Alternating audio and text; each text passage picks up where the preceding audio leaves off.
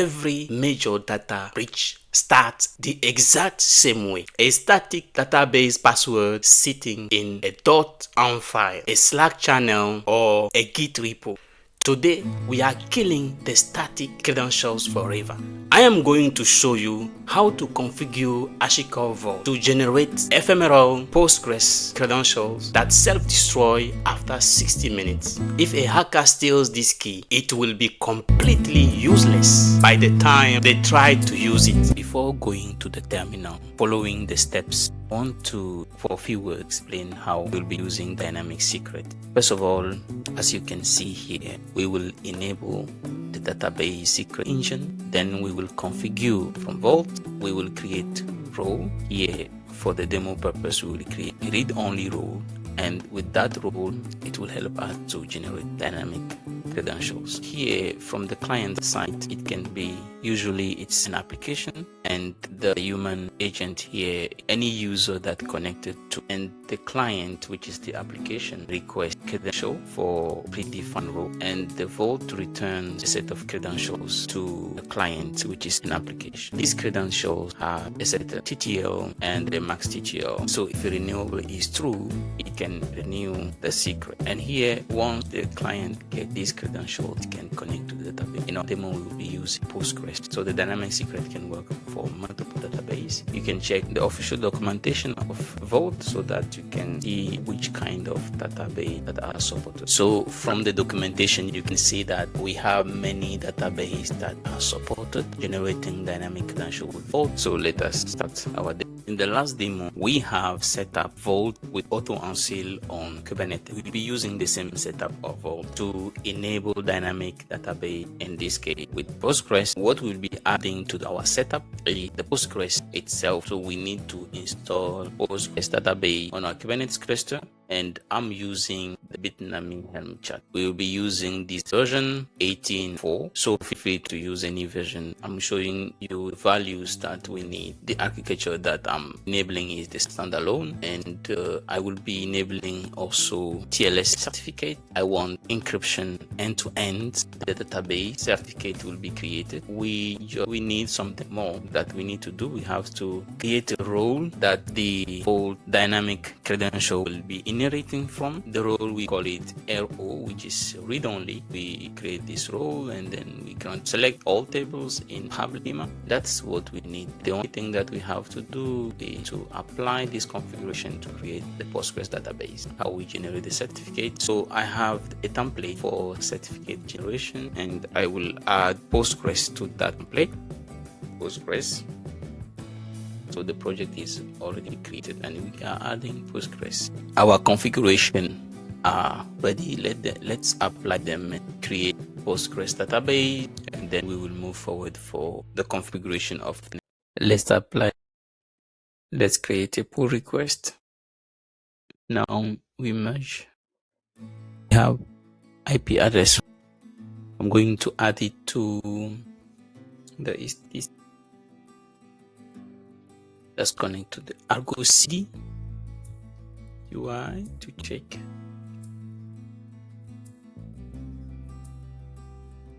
So now we should see Postgres being created. Postgres is synced and it's progressed.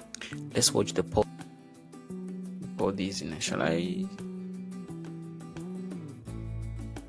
Our Postgres is ready. You can see that it's running. Database can accept connection. It's healthy here. So I have prepared documentation for steps that we will be doing. We need to configure the database secret engine. First, we enable the database secret engine, and we will be enabling it to the path database. So I will be connecting directly from Vault. I need to get the root token. So let's enable the secret engine. So the secret engine has been enabled. Export the user. We will be using Postgres. We need the Postgres password. This is the admin password, and you get it by running kubectl get in the namespace PostgreSQL. So the secret is PostgreSQL. So we will see default. So you specify the password. Now you are ready to go, and you can. So there's one more thing. We need the URL, and this is constructed using the DNS name cluster local. This is the service name PostgreSQL, and this is the namespace. This is the DNS name for the cluster. So, and then we can configure Vault Write Database config Postgres, the plugin. This is very important, the connection URL, username, password, Postgres. This is the URL, and we are connected to Postgres database, which is the default one, and we allow only read-only role. We connect with the username and password. This is the root username and password that we have exported. And let us run. So the configuration has been run successfully. Now let us create a role, a read-only role. We enable the read-only, the RO, on the Postgres Bootstrap side. That's what I'm showing you here. This is where we create the role, RO, and this is a read-only role. That's the role that we'll be using. Let me go /mp. Okay, this is created. We are creating the role. So what we did, we have enabled the secret engine with database, and then we have configured the database secret engine. Now we are going to create the role. So I want to show you the configuration on the UI. This is the database engine, secret engine we have enabled, and the connection that we have configured. You can see the plugin, the connection name, the connection string, the URL, and we allow read-only role. And the read-only role, you can see the detail. This is the permission that we are giving, the creation statement. We create a role to connect with a password, and we grant it read-only role. So I have mentioned that this RO is a role within Postgres. This read-only is the role within Vault. So we map this Vault role to the role which is already created in. To test the setup, since we have enabled Cilium gateway, we will export Vault address and the token. The token we have stored on for sake of the demo, and we will read that.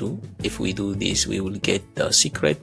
We just want to store it, credential, and then we will need to connect to our database. So first we will export Vault address and the token. Let us do this, and here you can see we have got a password and a username. We can now run the connection to database. So what I'm doing is I'm connecting to the container. This is the Postgres database host name, and this is the credential, which is the username I have recorded from here, and the database also. And here you can see that I can connect. If I do, you see the role inside. We have the role we just created, the read-only role, and the Postgres admin role. So we can revoke. I'm going to revoke the connection by running vault release revoke. This is the command. All revocation operation queued successfully. So what happens if I try to log in again? So you see I have failed. The connection to server is not possible. Now you have ephemeral secrets. But if your clusters goes down and seals itself, none of this works. If you haven't automated your unseal process yet, click this video on the screen right now where I show you how to build a self-healing Vault cluster using Google KMS. See you over there.